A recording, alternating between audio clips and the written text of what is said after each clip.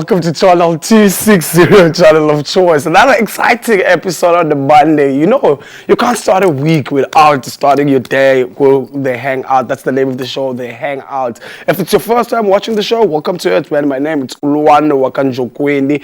I'm going to be on your screen from 3:30 until 4:30. And I have an amazing lineup for you today. And I also don't want to spoil the surprise, man, because we got people who are in the band and kuningi man that's going to be happening on the show. And you know, almost every day we have a question of the day.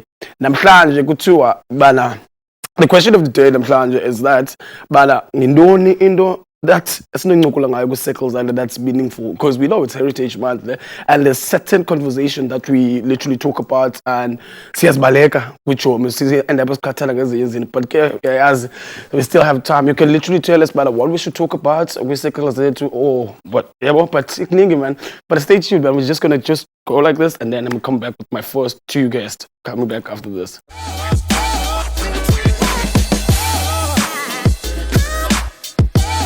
Gents, welcome to the Hangout. That's the name of the show. Cool, thanks. You guys, I was told with you. Who are you? Cool. I'm Sebastian Mostert. I was started as a culinary student here in PE, and then Dan and I decided to start playing music together, and now I'm in the duo Two Brews. Two Brews. Two Brews. Why do you guys call yourself that? We actually thought it would be a typical PE sounding duo. Yeah, but it started as a joke, and it got serious, and now here we are, Two Brews. Which is fine. Nah, I get you. D, I want to ask you something, man. You guys decided to start a band. What was going on to you? Was it something that you thought about, or is it just something just came out on the way? So, my older brother, Charlie, he was gigging in university, and while he was studying, and then he just kept gigging, and he released some songs as well. And I thought, you know, when I grow up, I want to be like him. So I always wanted to start playing music at restaurants or just be in a band from a young age. And I don't know, Sebastian and I were just talking and we decided, let's actually do this. Shout out. Let's talk about you as being these Q2 pros. Like we literally know the music industry in the Nelson Mandela Bay. It's not good like other provinces. The challenges you guys face as the artists of the Nelson Mandela Bay, what are those challenges?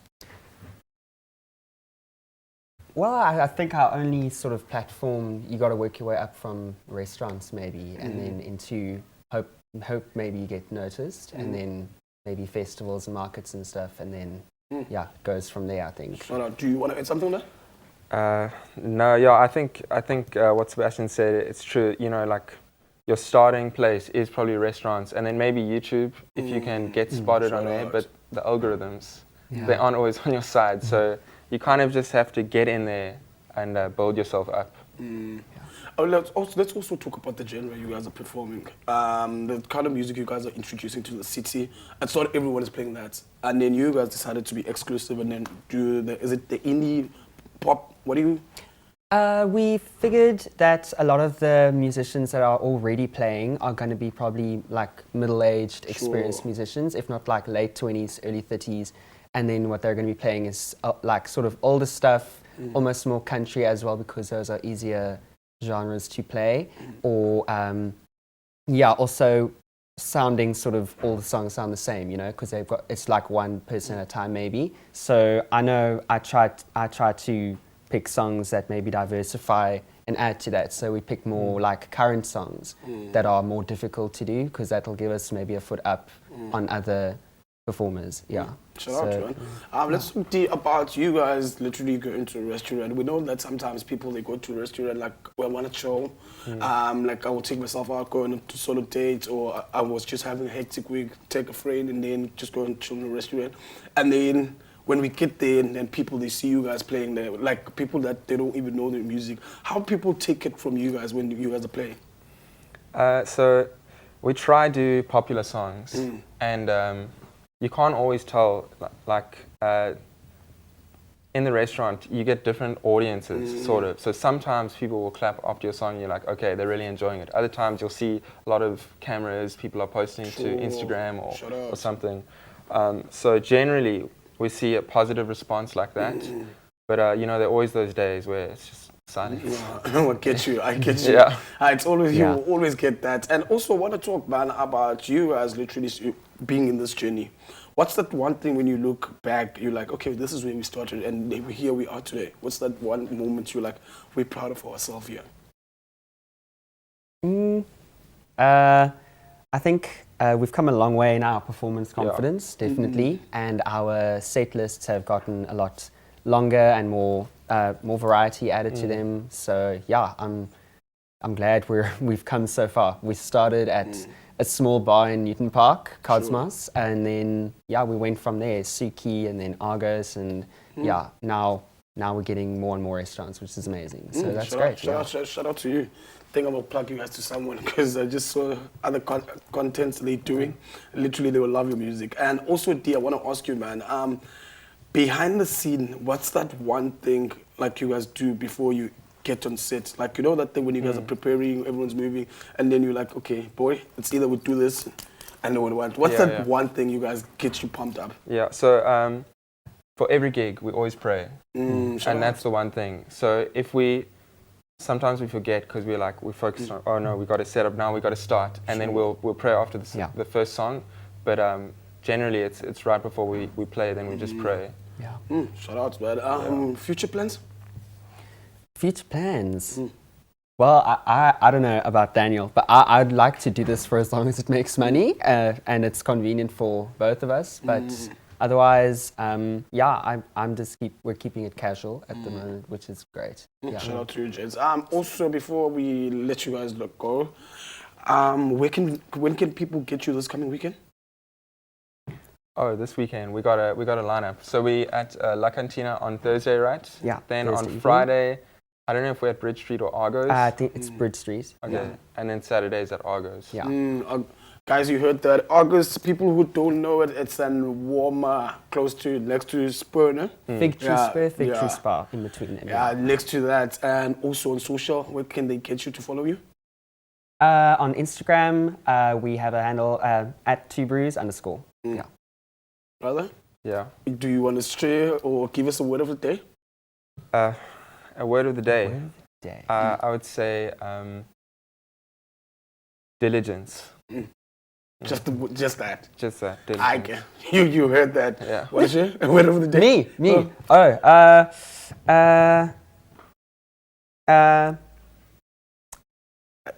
don't have one. Hey? It's still coming. Oh yeah. Also, I didn't man, expect I get you. I get you. Yeah. I always put you on the spot when you're on TV. Guys, don't forget to interact with us on our social media platform. On Facebook, with Pumakapa TV. That's us on Facebook. And then on WhatsApp, that's the number on the screen. It's like 083690. 0530. That's us on social media. You know most man what to do, man. Do interact with us. And go to the question of the day. What are some of the deep meaningful conversation you what? Never mind, man. Never mind. The question of the day, man, it's basically saying that what are the deep meaningful conversation you think we should be having in our social circle in light of a Heritage Month? What should I ask you that? Yeah, I think that's the question of the day, man. Do you want to go? Or? You go for it. Okay. So I very much I focus on having a relationship with Jesus Christ, and so I think in my friendship circles, we all pretty much from church. So it's I think the questions we should be having is what we're doing. Is it honoring God, or is it just we're just doing things maybe that we shouldn't be doing, but let's try honor God with what we're doing. Yeah. Shout out to you, man. Yeah, I agree with Daniel. Definitely explain I don't see into that, but then also bring that into conversations as citizens maybe, especially Heritage Month this year, getting a new government, and just how that's going to look for us as South Africans, you know, and maybe being more conscious of what we're doing as citizens, you know. Shout out to you, man. Just also want to say from the Hangout family, we wish you nothing but the best when it comes to your future. All the best, man, and thanks for coming to the show. Gents, if you're watching from home, please don't change the channel. We're just going to the ad break. When we come back, we'll come back with more. Stay tuned. We're coming back after this. Welcome back to Channel 260, channel of choice. If you just joined us, you just joined us at the perfect time, man. Thanks for tuning in on channel 260. And also do communicate with us on our social media platform. Tina on Facebook, Singumpuma Kappa TV. Just hit us up. We have a question for a day, Apple. And also on WhatsApp, you can literally hit us up on WhatsApp. It's 0836900530. And also, guys, if you love tattoo, we're plugging you. There's Umchito on Waras, Pura Waras. She do nice tattoo, but they will show you on the screen. But now let me just go to my second guest. Rodman Kunjan, you good? Good on you. I can't complain, man. It's your moment. Literally, can you just please introduce yourself to our guests and viewers? Yeah, so my name is Heinrich Lautergan. I am from Bloemfontein and I am a musician. So basically I focus on orchestral conducting orchestras. And then I freelance as well. I play piano, I play percussion. Yeah, basically that. All the way from Bloemfontein to Nelson Mandela Bay. What's up? What's happening? So I'm here to work with the Impact Community Theatre for their production of Grease that they're doing. It's a really fantastic organization, and I've been having so much fun working with them. So they start their shows, I think, the 18th of September up until the 6th of October. And yeah, basically my job is to keep it together. So I'm conducting the band and I'm playing piano. Yeah. Let's talk about you, man. Literally conducting people who are playing instruments. We know other people, they're not talented. They just have to take time. Others, they're slow learners. How do you deal with that? The most important thing is just to know your customers, to know, so I've got a community orchestra in Bloemfontein. That's one of my main focuses, and I've also got the Free State Youth Orchestra. And the most important thing of both of those jobs is to make sure that I know every single player, so I know at least what their background is, how long they've been playing, and just more or less their personality, So a lot of people need encouragement. Some players flourish when you let them learn on their own, and just basically knowing your players is the most important part. And as you work with them, for a long time, you cultivate these relationships with them. Like that. Also, want to ask you something, man. How was it like to be a conductor for Greece, or is it just a normal thing when it compares? It's really fun. It's my fourth musical that I'm doing. I've done Annie and Hairspray and Matilda. I'm in Bloemfontein and Cape Town. But Greece is such a cool show. It's really it's a very low maintenance show. So it's not a heavy story. Musicals sort of have it. Sometimes they've got this tendency to be a bit dramatic. And Greece is just fun. It's sort of old fashioned. Get a milkshake, get a burger, fun. Yeah. Get you. I also want to ask you something, man. Like, not asking for the people who are watching, but also asking for myself. Someone who never literally went to an orchestra show just to go and sit there. What's that one thing you would say, dude? If you go there, I'm telling you, you will come back. My best advice is go and find a community orchestra or a community theatre company. You've got a fantastic professional orchestra in here called the Eastern Cape Philharmonic. That's a really good orchestra. But there are fantastic community organizations the whole country over. And speaking from my experience, we who do this community work, we do our best to make it inviting and not intimidating. So our whole mission in what we do is that everyone, no matter what language they speak or how old they are, what their education is, they can enjoy music because every single person on earth loves music, and it sort of speaks to you without you having to think about it. So my best advice is just go and take a friend with, and check it out. Literally tempted now. Go, and if it's weird, go again. Oh, okay, I get you. I can't just charge it on the first go.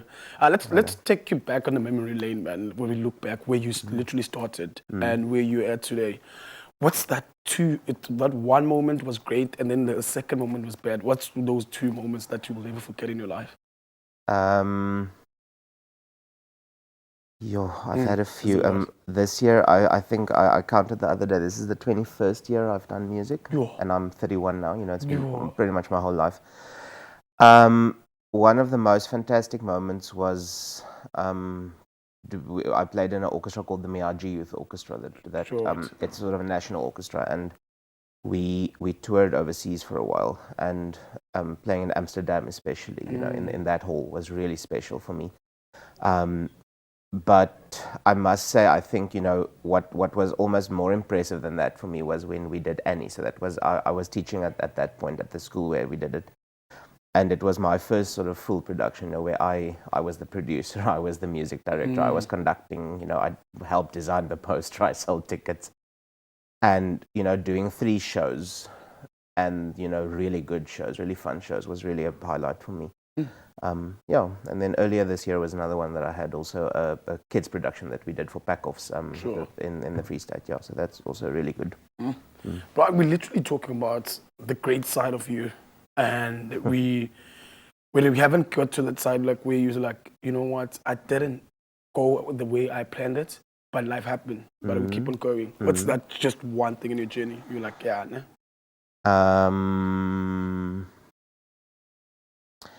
I do wish that I had worked a bit harder on my piano skills at school. You know, just from a technical point. It obviously, you know, your parents sort of try to raise you properly and, you know, make sure you practice and everything. And I was very lucky and very fortunate in that I had a natural talent from a young age, you know, and natural talent is dangerous because natural talent disappears if you don't work on it. So, you know, luckily I sort of caught up along the way, but, you know, I would have had so many more awesome memories, you know, if I had realized that earlier. That's the one. The other thing I can maybe mention is this year specifically, I've sort of done a little experiment. So my girlfriend works with me a lot. She's a violinist. Sure. And we basically work on all our projects together. And the two of us decided that, you know, we're going to try and make all of our work a little bit easier, you know, so the music we choose to play, make it a little bit easier and aim for just a little bit higher quality. And that has been the single most, you know, biggest challenge in my career. I really wish I hadn't overcomplicated things when I was younger. Shout out to you, man. I so wish I took violin serious at school because your girlfriend was going to plug me with the violin and then you become my conductor. Think about it. Hey, man, thanks for that, man. And also, before I let you go, man, what are the future plans that we can wait for? I'm really hoping to do a musical in Bloemfontein next year, you know, so that's something cool to look forward to for me personally. But, you know, for this context, specifically future plans is Greece, starting the 18th, you know, and just, I can really urge all of your viewers here in town, don't miss it. And, you know, keep watching this company that they used to be called the Gilbert and Sullivan Society, and they've changed their name to the Impact Community Theatre now. They are doing insanely good work, you know, and I'm so impressed with their quality. Their standard is really high, you know, for a community production, but the quality is incredible, you know, and keeping an eye on them is going to be a highlight for all of your viewers, I think. Shout out to you, man. And also, we just want to say from the Hangout family, we wish you nothing but the best. And also this coming event you're in, we wish you the best in that. Before I let you go, where can we get you on social media? Easiest is going to be finding me on Instagram, I think is at @HLategan, or look up my orchestra, the Rhapsody Orchestra, on Facebook. Thank you very much, man. Really appreciate it. And also, guys, don't forget to interact with us on our social media platform. WhatsApp, it's 0836900531. Stay tuned. We're coming back after this. Welcome back to channel 260, channel of choice. Yo, but I will make now some because it's Heritage Month, man. Have to zinga ngobuntu bakho. But guess no sister to me. She's 60-year-old, she's an athlete. And also, hey, I was just reading guys, do you still remember JCC Junior City Council? Do you still remember that? There was back in my high school days, there was also a JCC ball. If you remember that, I can't come on WhatsApp. Hi, Sister John. Hi, I'm Jan. And it's your moment to shine, call. Okay, so my name is Mihle Mfikile. I'm 16 years old and I go to Andrew Robbie High School. So I'm basically a person. I am well-spoken, I'm goal-orientated. Like whenever I have a goal, I make sure that I fulfill it. And so I'm very athletic. I love playing sports. I play netball, cross-country, and also do athletics. And so my other involvement in school is JCC. So should I elaborate on that? Just keep going. It's your moment, sis. Okay, so the JCC is basically a platform for high school learners where they get they like leadership skills and also just the involvement of the community. Like we also do debates on issues of our community, and the JCC basically prepares you for after high school, like how to speak, how to present yourself, and also how to state your opinions and like debate on it. So leadership skills and also the community, like we also do soup kitchens, beach Shout out to you, cleanups, sure. stationary drives, and we also like last week Saturday we're raising funds for a disability home in Summerstrand. So yeah, that's what we do. Let's talk about that, man. Like you said that the JCC, it's a community where as you guys are literally building yourself for future people. Yes. Because I feel like Tina, it was not the same. But that's a story for another day. Let's talk about that, but I also hear that you guys are literally, you were raising funds for something like that. Is it still the same JCC where as there's certain schools you guys meet up and then or it's just your school alone? No, it's the whole, like, all the schools in PE. It's still the same. Yes. Let's talk about you, man. I was saying that you do netball, we are baleka no baleka. Sisi, ifamily team kwehla busy ngalo. Well, I try and balance the things with academics and sport. So like the netball, it's not every day. Like the netball season is over now. I just do club netball.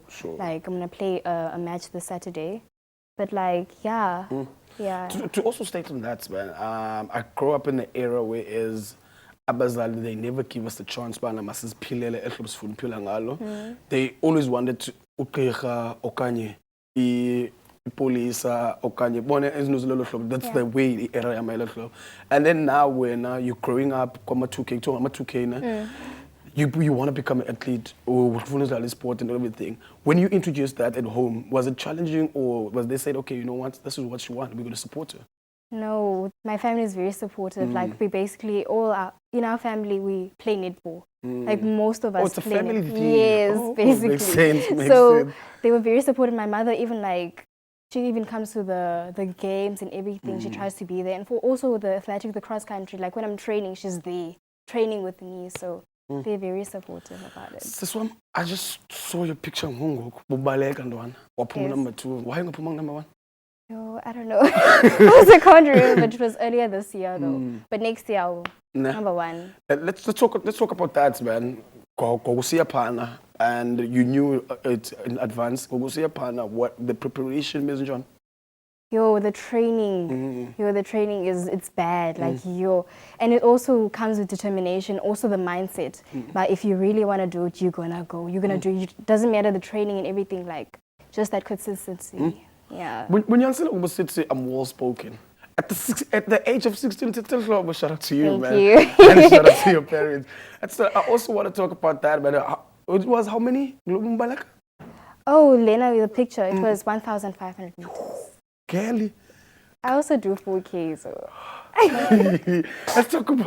Let's talk about that. You doing that, man.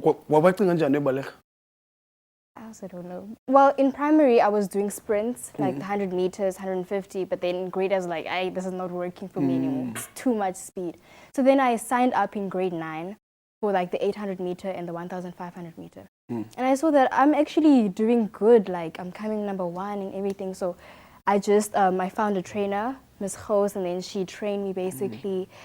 The holidays, during holidays I was training, just trying to prepare myself. And then the next day, this grade 10, everything was going very smoothly. Like I even almost made it to the metros in athletics, but I made it to the metros in cross country.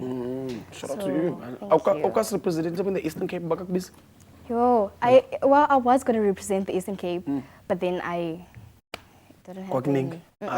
Your 10 is coming. It's either you will skip that one Next or year. you can't straight. Let's talk about that, but who's that person you look up to and then you're like, my older sister, Spogazi. She's an athlete. She's also a netball player. So she's basically my role model, if I could say that. Aww. Yeah.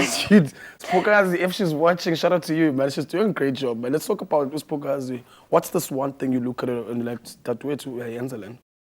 The sports and her commitment and her growth in the sport. Like she also even represented the Eastern Cape in netball, and I really look up to her. Like, Don't you feel like a pressure means like, you know that when you have an older sister and then you're the younger one, and then everybody like, I was poor guys give I sit, and then there's you. Well, it's not really like that. Yeah, but like, yeah, there is pressure. And also like at school, they also know about her. So like, I also have to keep the standard basically. Yeah. And also at the very same time, I'm checking that you saw it at 16 and at Tanchongile Unikamva, upper head winner. And also this generation we in, they tend to get distracted in business. And then you have assistant Jomos Pogas, Oktini, Okfagalainen. What's that one thing you're looking up to Kapuma High School? I'm definitely gonna continue with academics. If I have time, I don't know. I haven't really like looked into it yet, but I'm still gonna study, go to university, but I'm also gonna continue my athletic career. Yes. Shout out to you, man. I would love to see you when you mean also represent as the country, and then I could literally brag and say, "Well, that interview with you know that. What's the word of the day? Because apparently I'm a 2K channel online. The word of the day: follow your dreams, no matter what. Shout out to you, man. Before I let you go, what's that one thing you're looking up to? Because I know it's exam coming soon. What's that one thing you're looking up for just to kill the year in a good note? Have a good mindset and always be positive, and just know that you can do it. Hi, Baba. Nivile, you can do it. Like she really did it, but because you see her on TV. And Mihle, I just want to say from the Hangout family, we wish you nothing but the best when it comes to your future. And shout out to you, man. You're really well spoken, eh, guys? I feel like that now. But basically now we're gonna go to the air break. But also, guys, ningakulibala khona uNox nayo Sisi do beauty wasemalaweli, but details are going to fuck us soon. Guys, don't forget that we have a question of the day. The question of the day: what are some of the deep, meaningful conversation you think we should communicate about? Okay, let me ask you that. What's that communication like? What's that one thing? Yeah, I don't know. I honestly don't know. I feel like I know. You guys hardly talk about Bible. That's that. And you see, that's basically that. Like we the generation, like Satanus mean. Yeah, we that. I know that. I'm part of that also. But anyway, guys, I'm just gonna go to the ad break, pay some bills. When we're coming back, we come with more. As was, stay tuned. We're coming.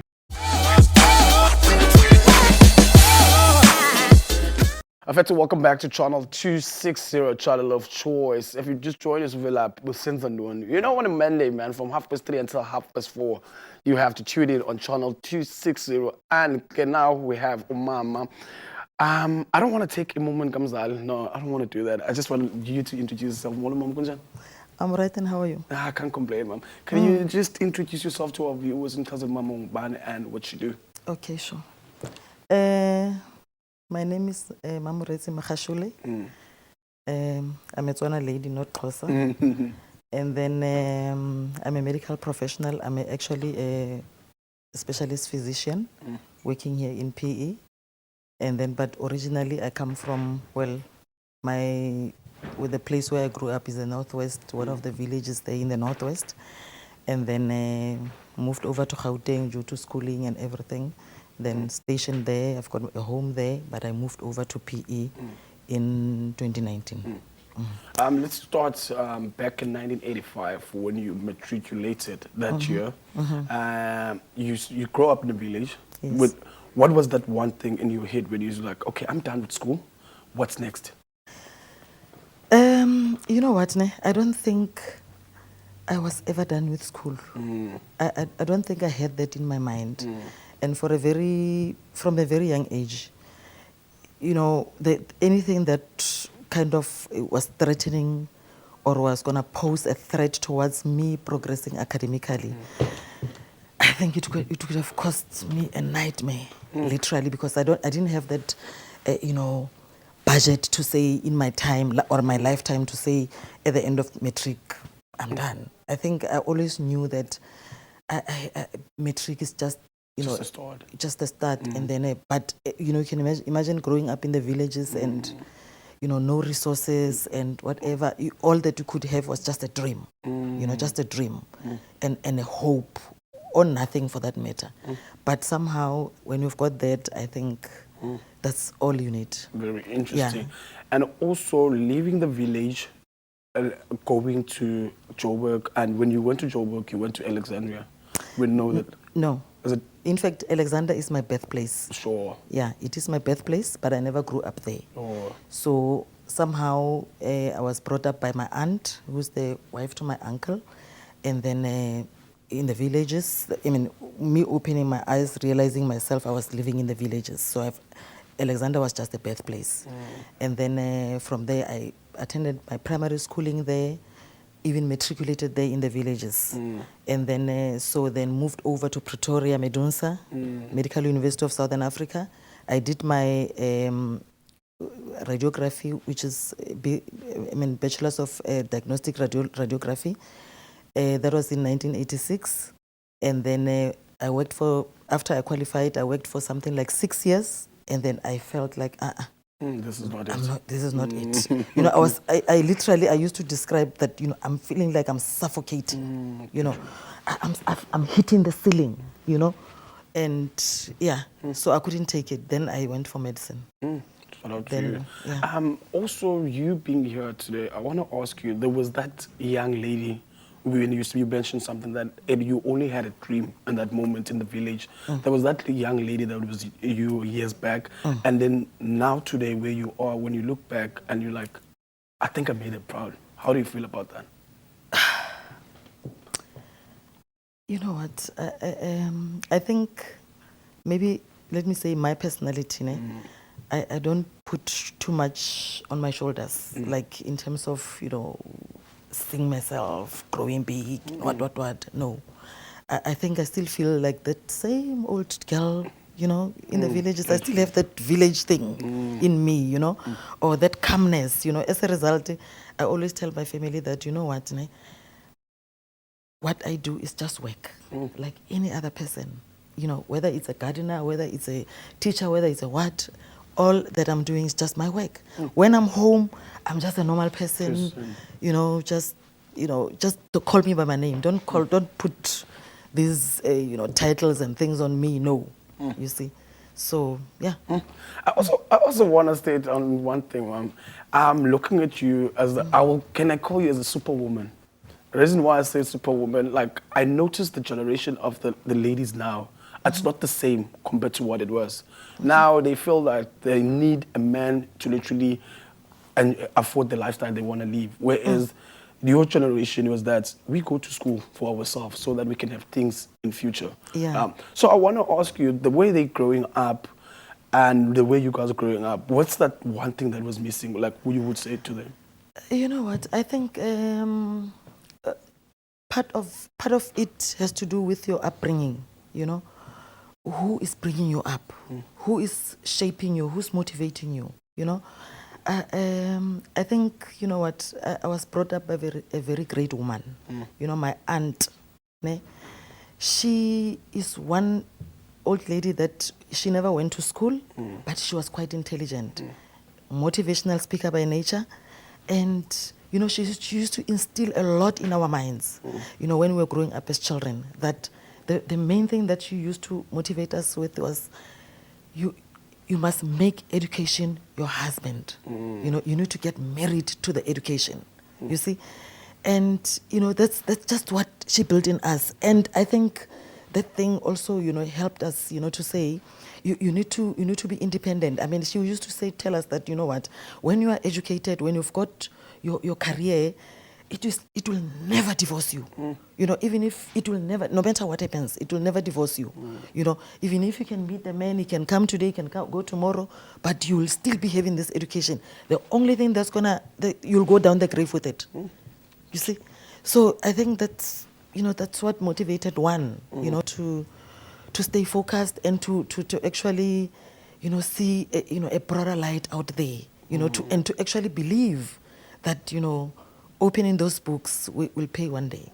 you know. I love that, man. It was just like we still have time to say too, because I think we're gonna go with a break. But I was just wanted the base before I go to your profession. Let's talk about that. You being a doctor and also studying life in Gqeberha. How was that? Okay, so yeah, you know what? I must say, you know, a lot. I mean, I've been in practice for a very long time. A lot has happened. It's quite a very long journey that one has been through. And by the way, today is my birthday. Is it your birthday today? It is my birthday today. Happy birthday, Mama. Thank you so much. Happy birthday, Zali. And when I got this invitation and it was coinciding with my birthday, I was saying, what a gift. You know, what a gift. You know, it's the best thing that could have ever happened. It's for the first time I get, you know, TV interviewed. Shout out. And yeah, so looking at my milestones, you know, my career started, medical career started actually in the Northwest in Klerksdorp. It's a point Klerksdorp complex there in the Northwest. You know, we had very good mentors. Our, you know, our consultants there, when we were still young and coming up, you know, and one thing that stands out for me is you know, the fact that, you know, the passion that I have, you know, with the HIV, TB related issues, is that, you know, I was the first person who opened the wellness clinic there in the Tsepong Hospital complex. You know, I was literally alone. You know, obviously mentored by my head of the department, by my superiors there, but I was I'm one of the people, I am actually can say, the first people who swallowed the ARVs in Klerksdorp. I'm the one who was prescribing them. That was 2004. I love that. I would just want to go and pay the bills, and then when we come back, I want to stay on that. Just a few minutes, we pay our bills, and then we're coming back. Guys, don't change it, because now we're about to go down. Stay tuned, we're coming back after this. I'd like to welcome back to Channel 260, Channel of Choice. If you just joined us, well, welcome to it, man. Just joined us in the perfect time. Mzalo, is it right? Still good? I'm okay. Let's get back to it, Mama. You mentioned something that you were the first people you had the ARVs for the first time? Yeah, when the ARVs were rolled out in the country, that was 2004. Yes. Let's talk about that, on that journey, starting from 2004 until now. You know, when people were getting to be revealed with status, but they were reacting in a certain way. But now, I feel like people, they literally accepted that we're leaving it. How was it when you were dealing with people like that? Sure. It was quite... first of all, during those years, you know, the stigma was too high at the time, because not everybody understood what was going on, including professionals and everybody. You know, it was like a life sentence, you know, or a death penalty, you know, when you had HIV. You know, obviously a lot of people died at the time. There are people who got sick in front of others and they died and they knew that they died from HIV. So you can imagine if you diagnose a person with HIV during that era, it was horrible. And the stigmatization of how you got it, things like that, you know. So in terms of, you know, yeah, you know, getting those first few patients, you know, a lot of counseling was required for those people. You know, first of all, to deal with the stigma, to deal with the diagnosis itself, to deal with the stigma that's going to surround them. And unfortunately, during those times, the people who had HIV, they had separate clinics. You know, once you take this direction to that particular building, then everybody knows that you've got the HIV. You understand? So as a result, you know, it was very difficult. The default rate was very high in terms of treatment. People were not adhering to treatment because now they don't want to be seen going there, things like that. You know, we've seen people, and unfortunately at the time, because of the drugs were still, you know, fairly new. A lot of research was still going on. Lots of trials were happening. And, you know, the side effects were also horrible. You know, there are certain people who even up to today, I mean, when we see them, we can still tell that these ones, they started treatment during those years, just because of the disfiguring side effects that they had, you see. So, but anyway, it was quite, an experience, because, I mean, it was more like, if we recently come out of COVID, so, the feeling was the same, the anxiety, and, you were overwhelmed. Everybody was overwhelmed by this thing. Now the treatment is coming, and people can see, some of the people can see the side effects, People, some of them chose not to be on treatment. It was quite difficult, to actually, do make the breakthrough, and get the milestone where we are right now. Because, fast forwarding, I think we've done very well, as a country, in terms of the, the story of the HIV. I've worked, in Gauteng, I've worked in the Northwest, and I've come here to the Eastern Cape.